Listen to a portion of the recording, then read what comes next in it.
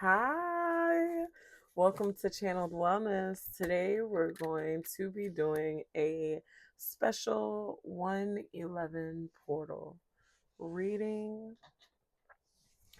Remember that this is a general reading, so not everything is going to resonate with you. That's okay because it's not supposed to. If something doesn't resonate, if you feel confused, just leave that part to who it's meant for. You can pick up whatever does resonate with you.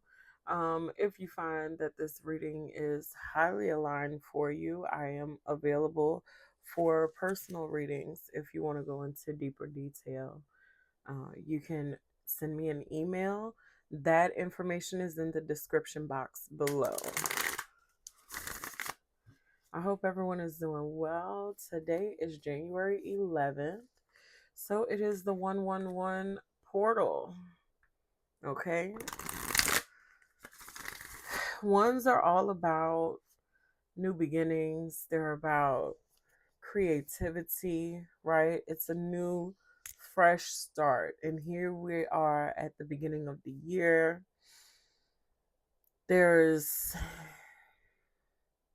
I'm hearing a crispness, crisp,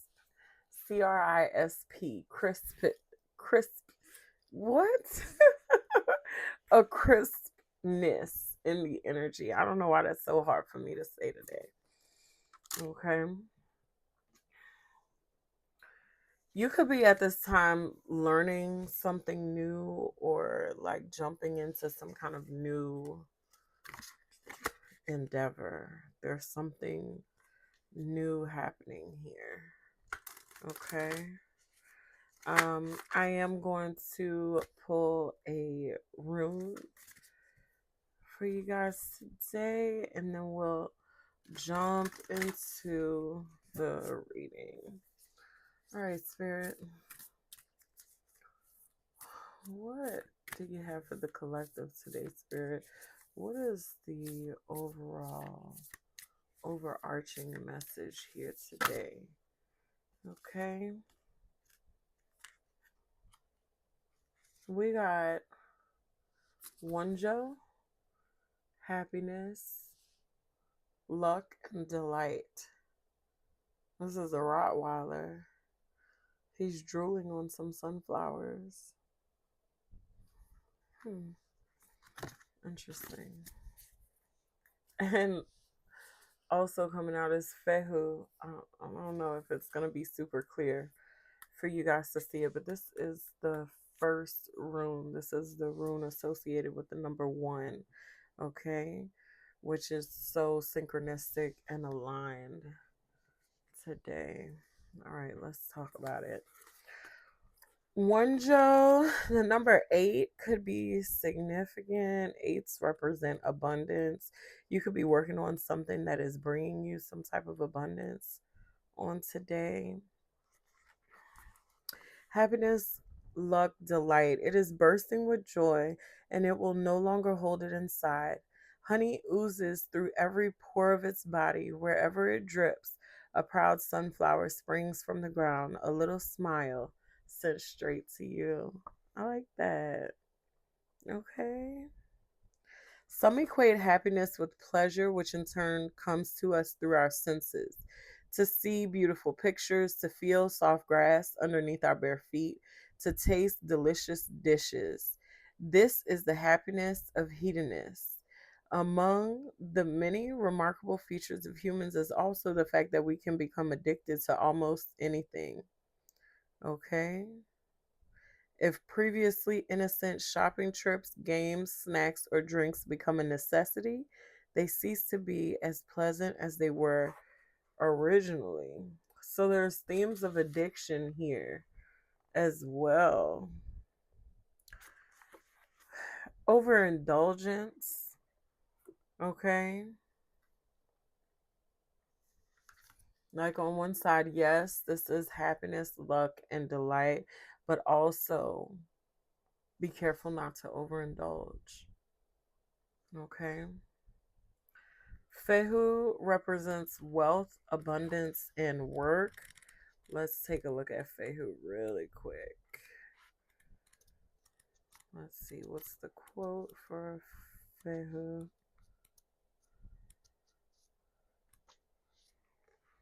Sheaves of grain bend, heavy with future bread.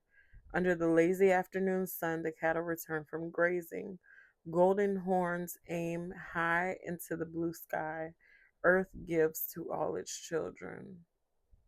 There's abundance here.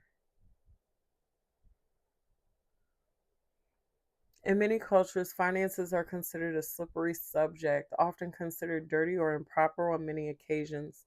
In fact, many masters of knowledge warn us against materialism. Humanist, okay, there's something here about an overindulgence in abundance. Okay.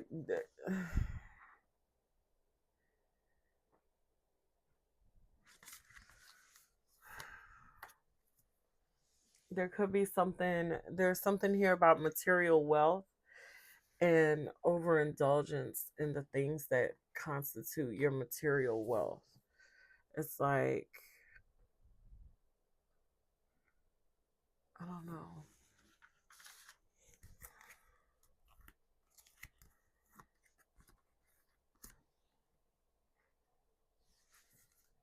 I don't know. Let's get into the reading and let's see if there's anything else. Because I'm really just feeling like let's pull another oracle.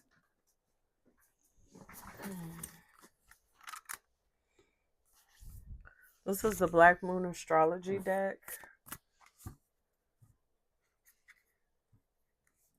Okay.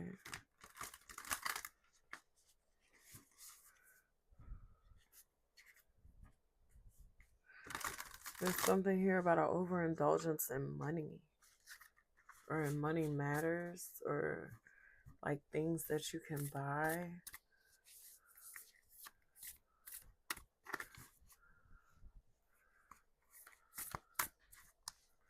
Tell me more, please, Spirit.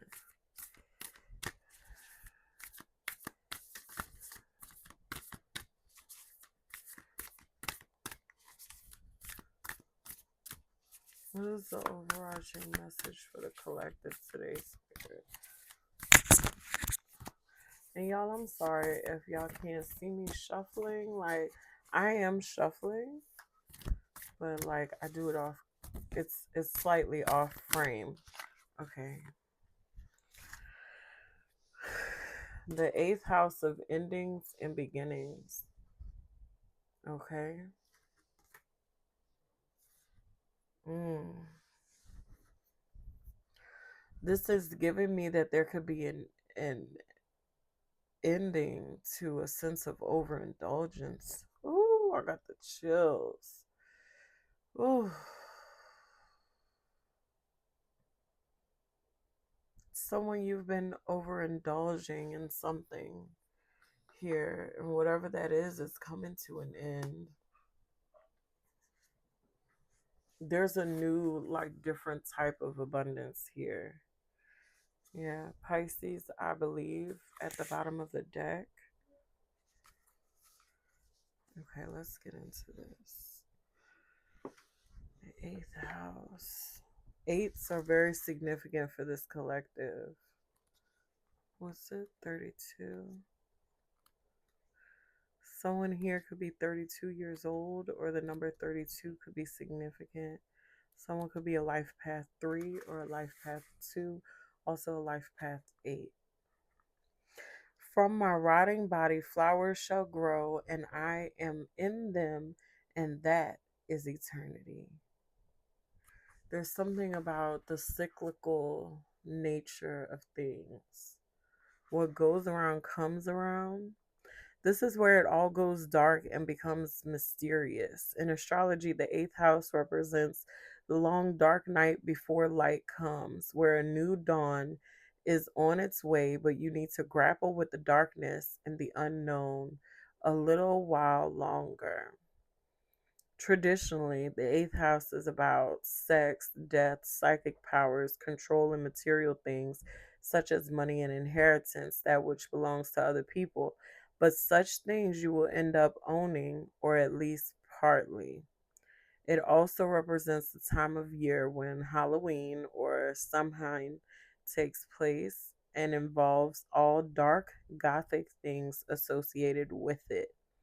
When it turns up in a spread, the meaning is clear. You are in a period of great transformation. Your matter in question may seem like a life or death issue.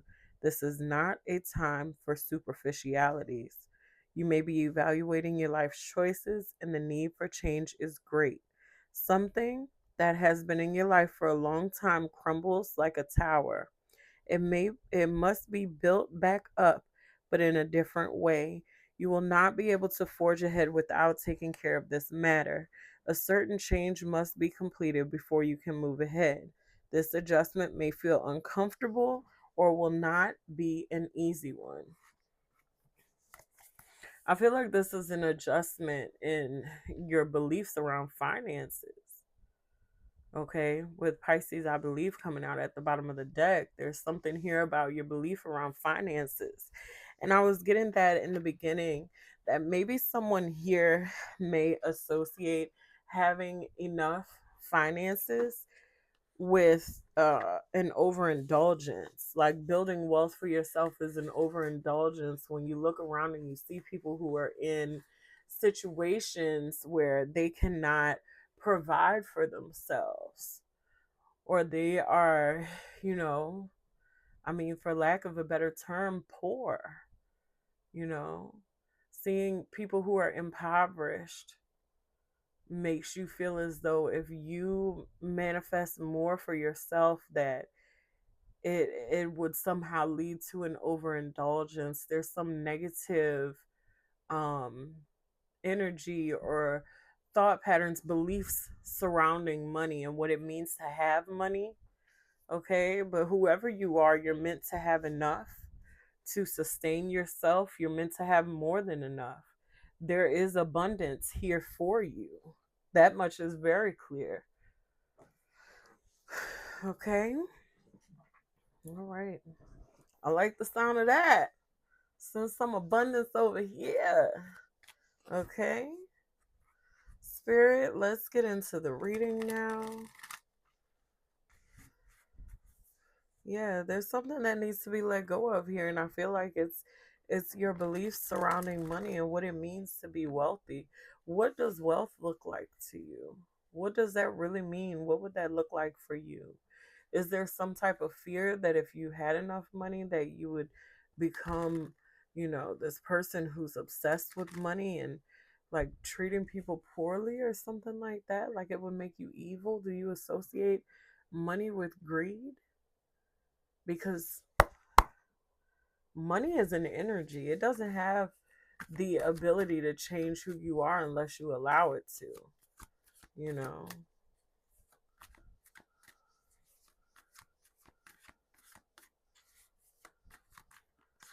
Current inner state. Where is the collective right now? What is their current inner state? Yeah, the Three of Swords. Okay. You're in distress, I feel like. There's an energy here of everything being kind of lackluster right now, or something that I'm getting. Tell me more. Yeah. Clarity. Clarity is coming in regards to this. Okay, I'm seeing the Three of Swords. Everybody knows that the Three of Swords represents like a broken heart. And I'm seeing that this sword, this Ace of Swords, is the first sword that we've pulled back out of this Three of Swords in order to begin to heal this heart. There's some type of clarity. Something needs a closer look. It needs a closer examination. The truth has to be pulled. It's the heart of the matter has to be established before you can move forward. Okay. Spirit, please tell me, what is the collective subconscious influence? The King of Cups coming out with the Eight of Cups. Yeah.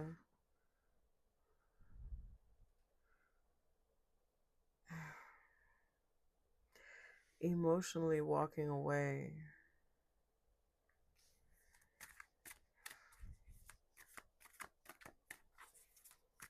It's giving that you want to be in control of your emotions. Okay, you feel a need to be in control of your emotions here with this King of Cups. And it's like if you can't control who you are, who you're becoming, you're willing to walk away from everything. But Spirit is saying that you do control. All control is with you. Okay? The tension or the block is the death card. This is an ending that you don't see coming.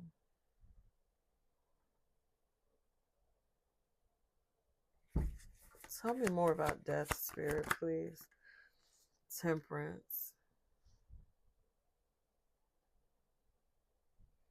It's the ending and a new beginning. It's like something is coming into focus, something is coming into balance. Okay, whatever blockage there was here is going to be removed if it hasn't already. I feel like I could be talking to someone who already knows that this is something that they've struggled with.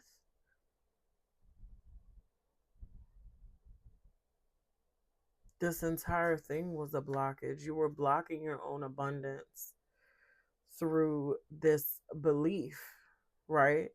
But you've established here that you no longer want to believe that. You're finally getting to a place where you know that it's okay to take care of yourself. It's okay to call this abundance in.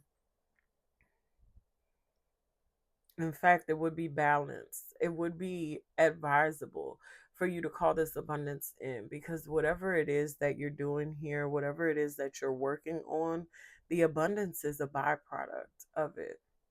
It's like a side effect.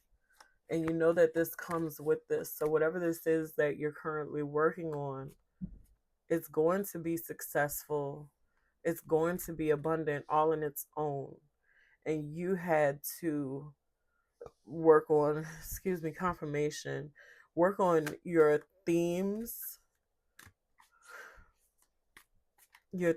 surrounding abundance. I'm hearing theological themes.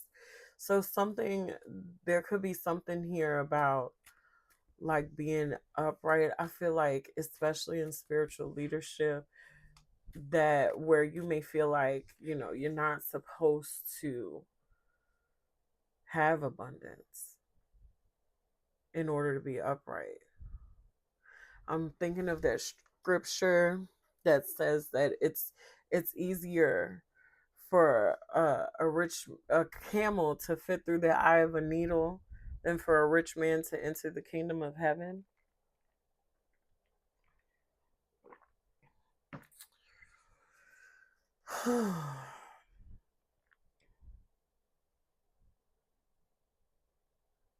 I'm gonna say something and it may be triggering to some people, and if it triggers you, then it's not your message. But what if some of the things that we have believed to be true, what if some of these things were designed to disempower us? What if it was made to make us feel that way?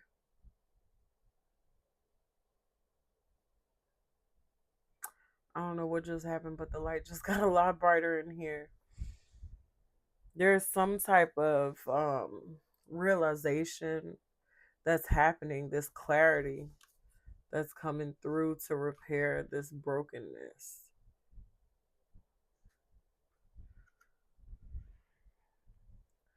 I've accepted, me personally, I come from a Christian background, and I've accepted that although there's a lot in scripture that's true, there's a lot in scripture that's also very misunderstood. And I believe that there's a lot in scripture that was altered so that the Bible could be used as a mechanism, a tool for control.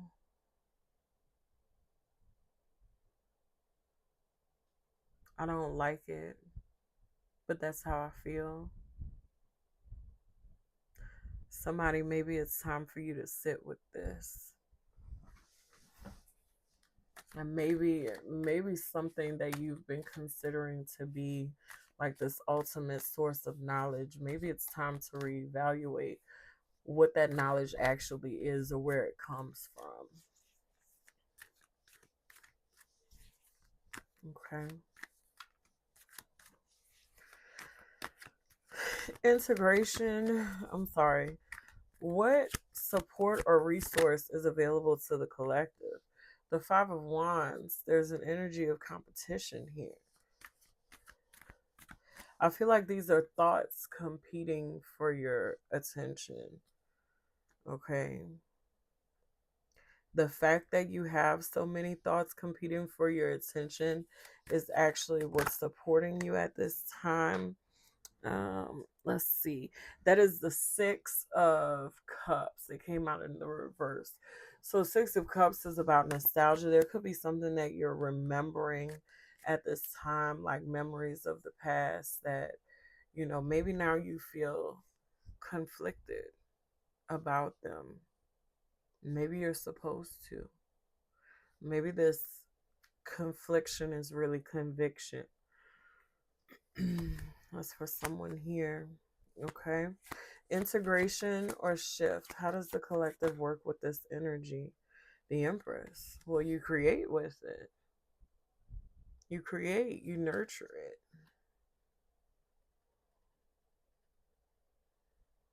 You nurture yourself, you nurture the people around you, whatever this is, this project that you've been working on, you nurture that.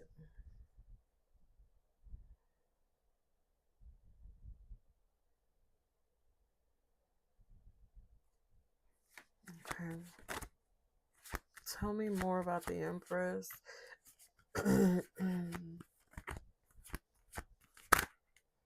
It's a creation portal.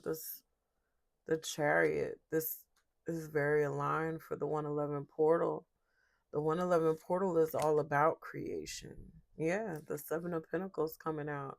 These are seeds that have been planted, and we are allowing them the time and the space and giving them the resources that they need to grow. That is how we generate this forward movement in this. Okay. There is abundance here for someone. Okay. It's time to integrate that abundance into your reality. But there's a shift that takes place. There's some type of shift in the way that you see things. Something has to end in order for this to come to pass. Okay. Last card. What's the embodied message? What is staying with the collective right now? There's some type of decision coming up that you're going to have to make. Spirit is saying to take your time and think about it. Don't just rush into a situation, okay? Because right now you can't see which way is the right way to go. Yeah, with the Seven of Cups here. There you have options here. I'm hearing there's more than one way to skin a cat. Okay? There's options here. Whatever it is, just don't allow yourself to be rushed. That's all I have for you. I hope that you, as always, have a great day on purpose.